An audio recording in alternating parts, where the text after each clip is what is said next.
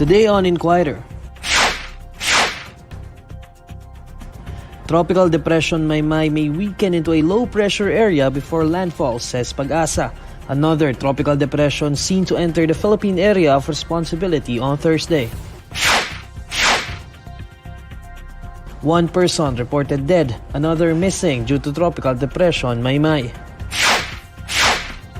President Bongbong Marcos' recent trip to Singapore was partly official, partly personal, says Executive Secretary Lucas Bersamin. And Senate President Juan Miguel Zubiri stands by his statement on the Philippines' supposed inclusion on China's tourism blacklist.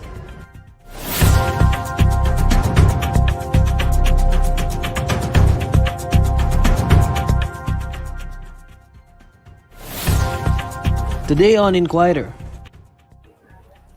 Good evening. One person is reported dead while another is missing in Cagayan due to Tropical Depression Maymay. To give us an update on the situation there, joining us is Cagayan Provincial Disaster Risk Reduction and Management Council Head Rueli Rapsing. Sir Rueli, good evening. Yes, hello, good evening. Sir, how is the situation there in Cagayan right now, and how many individuals were affected by this storm in your province? Well, currently we're experiencing moderate to heavy rains, especially on the northwestern and northeastern municipalities of the province. And as of now, our last situational report we've submitted to the Office of the Civil Defense, 2 o'clock. There are already 6 municipalities that have reported their preemptive evacuations, while there are some municipalities are still ongoing preemptive evacuations that we haven't included them yet on the official report.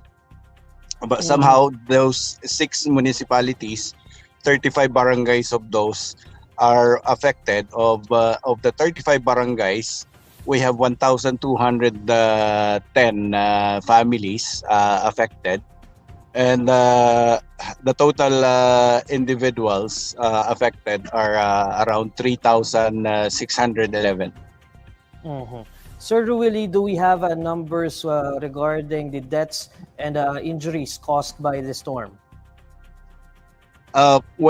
Yesterday we've received a report from our local PNP in the municipality of Santa Ana, and so as with the municipality of Bugay.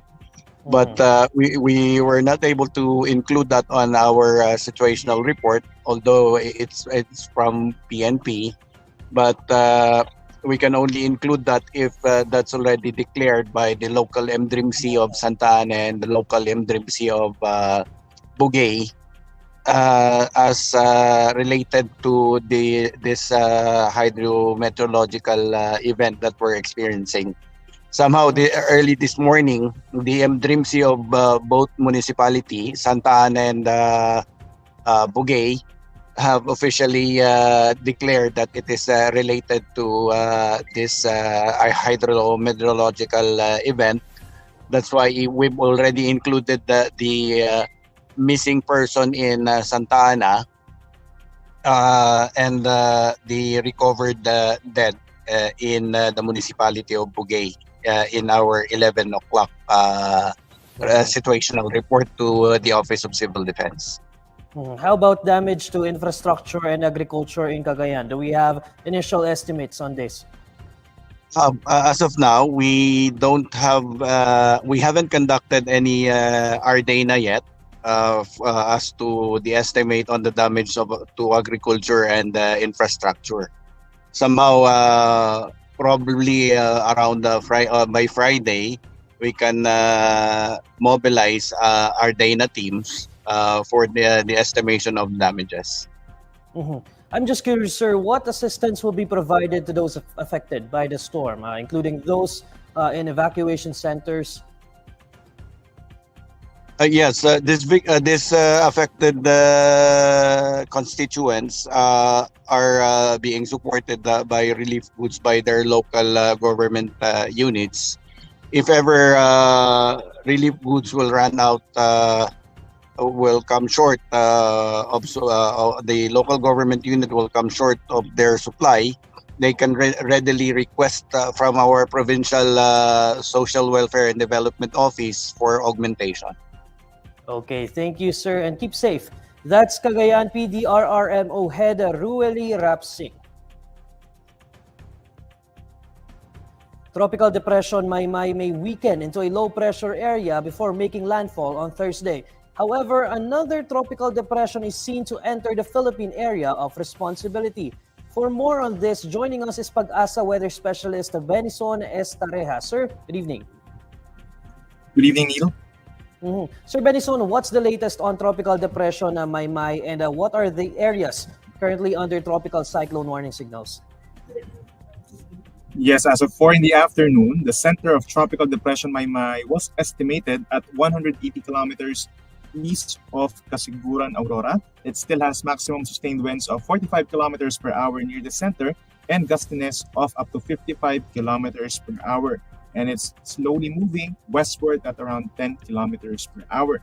Tropical cyclone wind signal number 1 is still raised over the eastern portion of Isabela, eastern portion of Quirino, and the northern portion of Aurora, which means some of the areas here in Isabela, Quirino, Aurora, and even northern part of Quezon, all those signal number 1s were lifted already. It is because the size of Tropical Depression Maymay has decreased slightly from 200 kilometers, it was reduced to 180 kilometers. And in fact, for the next 12 hours, this Tropical Depression Maymay may weaken further into a low pressure area. So this means all of the wind signals by tomorrow will more likely be lifted. However, the rains due to the shear line or the tail end of the frontal system will continue to affect parts of northern and central Luzon. So this may still bring flash floods or landslides, especially those heavy to intense rains. Sir Benison, aside from Maymay, I also know that you are also tracking another tropical depression that's still outside of the Philippine area of responsibility, but it's still something that we should monitor. What's the latest on this weather disturbance? Yes, indeed. We are also monitoring a tropical depression over here in the Pacific Ocean. It is around 1,925 kilometers east of northern Luzon as of 4 in the afternoon.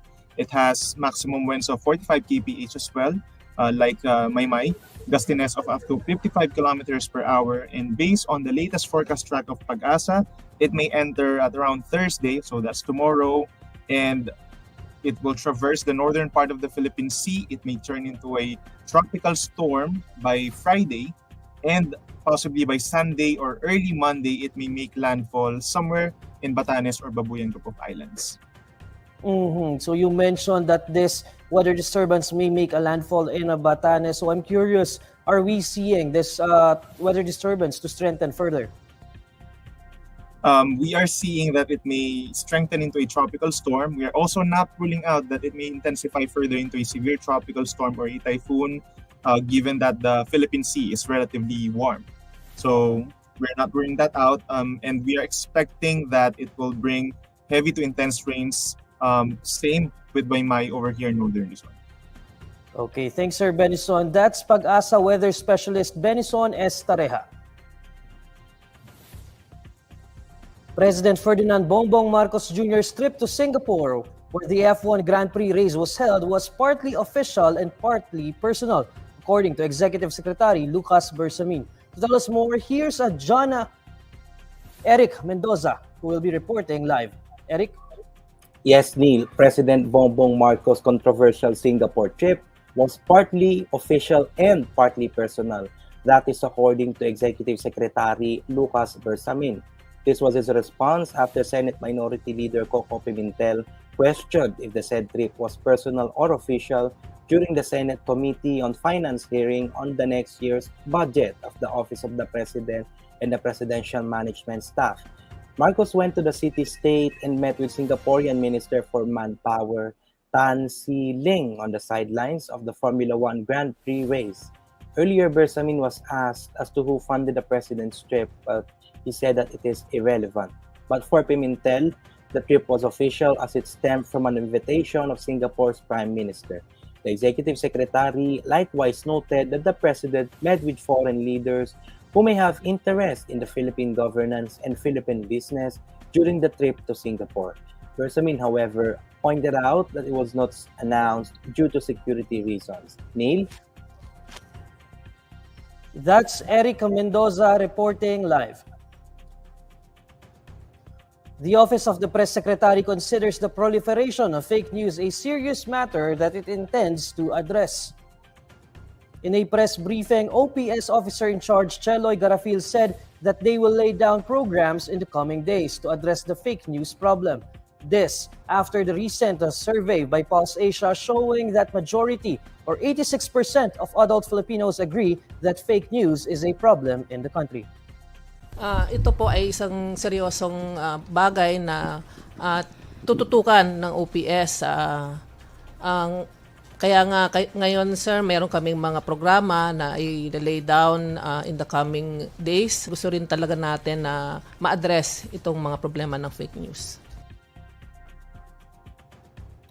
Senate President Juan Miguel Zubiri turned the table on Chinese Ambassador Wang Xilian, saying it was the latter who probably misinformed them about the Philippines' supposed inclusion in China's tourism blacklist.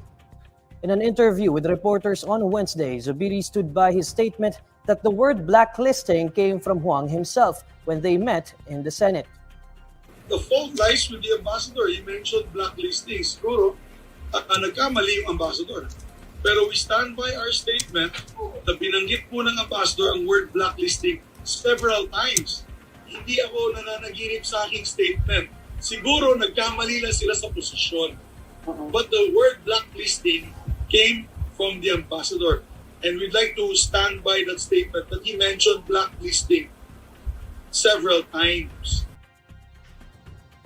During a Senate hearing on Tuesday, Zubiri disclosed that the Philippines has already been included in China's blacklist of tourist destinations for continuously hosting Philippine offshore gaming operators, citing his conversation with the Chinese envoy. But the Chinese embassy refuted the senator's statement, calling it misinformation. Zubiri said he was shocked by the turnaround, adding that it is also regrettable that the embassy used the word misinformation in its statement. I think it should have just been a clarification. Kasi a clarification would mean clarify what the ambassador had said. But misinformation, lumalabas na para ako marites na nagbibigay ng maling information or tinatawag na ano tawag dyan, yung fake news. Fake news. Wala po. Hindi naman fake news yun. Ang dami nakakakinig sa kanya. As again, I'd like to put on record, it is regrettable that they use the word misinformation. We are not spreaders of fake news here. The Philippine women's football team failed to sustain a halftime lead and suffered a 2-1 loss to Costa Rica in their series of 2 friendly matches. Carly Freelis scored the opener before the break, but the Filipinas blew a chance to double their lead before conceding 2 goals that allowed the home side to come away with the win. Raquel Rodriguez equalized off a penalty before Gloriana Villalobos delivered the winner for the Las Ticas, who, like the Filipinas, have qualified for next year's FIFA Women's World Cup. The match was the last before FIFA releases its latest world rankings on Thursday. The rankings will determine the pot where the Filipinas will be placed for the World Cup draw slated later this month. And these are the stories you need to know today. I'm Neil Mercado. Follow INQUIRER.net on Facebook, Twitter, YouTube, TikTok, Instagram, and Reddit. For more stories, visit INQUIRER.net. Good evening.